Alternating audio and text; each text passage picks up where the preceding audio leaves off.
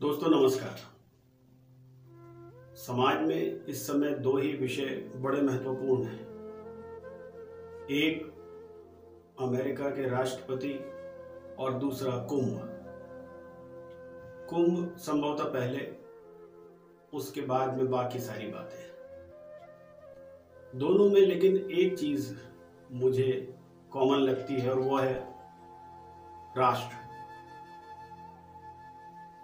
Trump हमेशा यह कहते हैं कि मैं अपने राष्ट्र को सबसे आगे रखना चाहता हूं, और संभवतः कुंभ भी यह कहता है कि हम धर्म और धर्म के माध्यम से राष्ट्र को आगे रखना चाहते हैं। क्या ये दोनों बातों में कोई सामंजस्य है?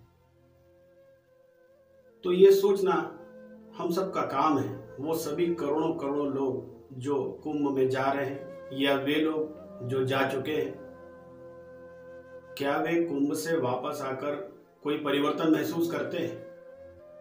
क्या उनकी दिनचर्या में या उनके जीवन में किसी प्रकार का कोई परिवर्तन आया?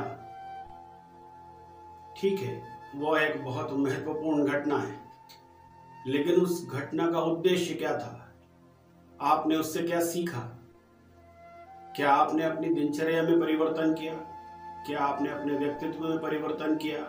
क्या कोई एक नई चीज आपने अपने जीवन में जोड़ी और उसका फायदा क्या सिर्फ आपको होता है या आपके समाज और देश को होता है?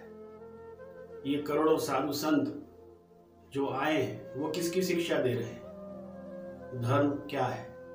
काम, क्रोध, लोभ, मोह। क्या केवल इससे छुटकारा पाने की प्रथा को ही धर्म मान लिया जाए? संभवतः इसके अलावा भी बहुत कुछ है जो हमको समझ लेना चाहिए।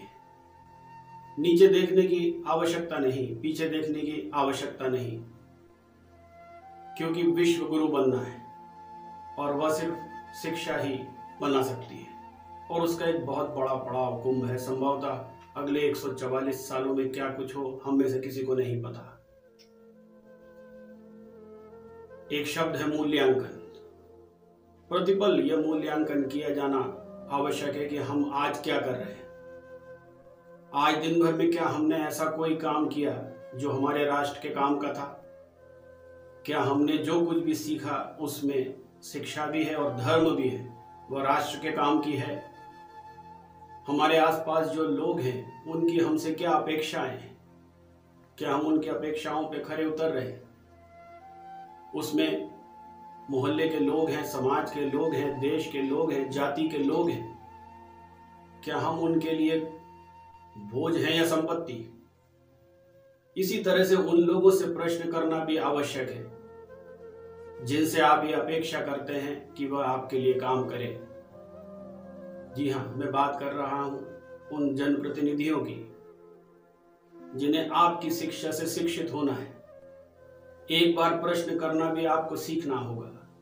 पहले ये प्रश्न अपने आप से करना है और फिर उन लोगों से जिनसे आप अपेक्षाएं रखते हैं। समस्या यह है कि ना हम स्वयं से प्रश्न करते हैं और ना अपने प्रतिनिधियों से। फिर समस्या ये आती है कि जनप्रतिनिधि से लेकर वे सारे अधिकारी जो दरअसल आपके देश के समाज के लिए कार्य कर रहे हैं, वे अपने आप को आपका मालिक मानने लगते हैं और आपके सारे प्रयास व्यर्थ हो जाते हैं। लाखों करोड़ों साधु संत गांव गांव में घूम के और इन कुंभ में आकर आपको धर्म की शिक्षा देते हैं। आप घंटों घंटों बैठकर ऐसे कथावाचकों को सुनते हैं जो सही और गलत की व्याख्या कर रहे हैं। आप समझने भी लगते हैं, लेकिन जब आप जीवन में जाते हैं तो आप वापस वही करने लगते हैं जिससे जीवन आसान हो। धर्म आसान जीवन नहीं सिखाता। आप भी अपने बच्चों को कृपया आसानी से चलने वाला जीवन न सिखाएं, धर्म सिखाएं। दूसरा, शिक्षा ग्रहण करना और शिक्षित होना दोनों में अंतर है। आपने शिक्षा ग्रहण तो की, लेकिन आपने उसका कोई इस्तेमाल नहीं किया। यह इस्तेमाल किया तो सिर्फ अपने लिए। ऐसी शिक्षा किस काम की? अमेरिका में जो लोग आज विश्व गुरु बन के बैठे हुए हैं, उनमें बहुत से हिंदुस्तानी हैं। विश्व में ऐसे बहुत से हिंदुस्तान के लोग हैं जो अलग अलग देशों में रहते हैं और वहाँ बहुत अच्छा कुछ जीवन यापन कर रहे हैं। वे इसलिए वहाँ जीवन यापन कर रहे हैं क्योंकि वे सामान्य नागरिकों से बेहतर हैं। उन्होंने उस जीवन को चुना, उस देश को चुना, ये समस्या नहीं है, लेकिन उन्होंने अपनी संस्कृति को भुला दिया, अपने देश को भुला दिया, ये समस्या है। उन्हें भी एक बार ये समझना चाहिए कि उनका देश, उनकी संस्कृति, उनके द्वारा जो जीविकोपार्जन किया जा रहा है उसके साथ उनकी शिक्षा का इंतजार करता है। वह गांव जिन्होंने उस पर संसाधन खर्च किए वह आज भी सूने और वीरान हैं। उन्हें आज भी उन लोगों की आवश्यकता है जो आकर उन्हें ठीक करें। हमने ऐसे कई प्रदेश देखे जहां पर शिक्षा का स्तर बहुत अच्छा है। गुजरात इसका एक बहुत बड़ा उदाहरण है।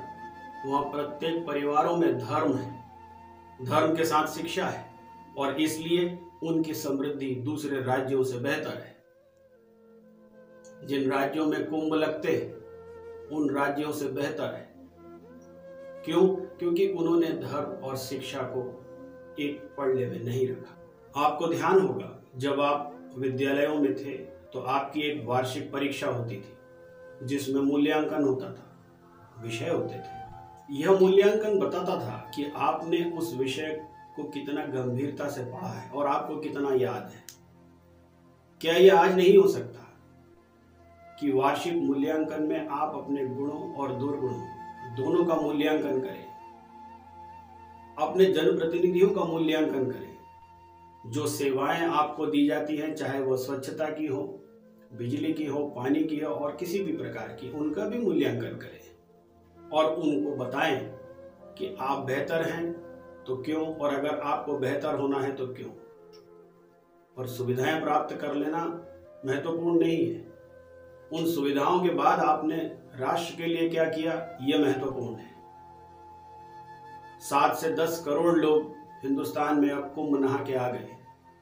अगर ये 10 करोड़ लोग एक भी कार्य राष्ट्र के लिए करते तो 10 करोड़ अच्छे कार्य दिखते। संभवतः ये आगे हो ऐसी हम अपेक्षा करते हैं। अगर हमको अमेरिका और दूसरे राष्ट्रों से आगे निकलना है तो उन छोटे छोटे उदाहरणों से भी सीखना होगा जो ये बताते हैं कि रास्ते में 2 बजे अगर सिग्नल पे खड़ा होना है तो वह भी एक राष्ट्र सेवा है। हमारे देश में तो आज भी राजनेता स्वच्छता के लिए आपसे हाथ जोड़कर निवेदन करते हैं। आज भी कचरे को गीला और सूखा अलग अलग करने के लिए निवेदन किया जाता है।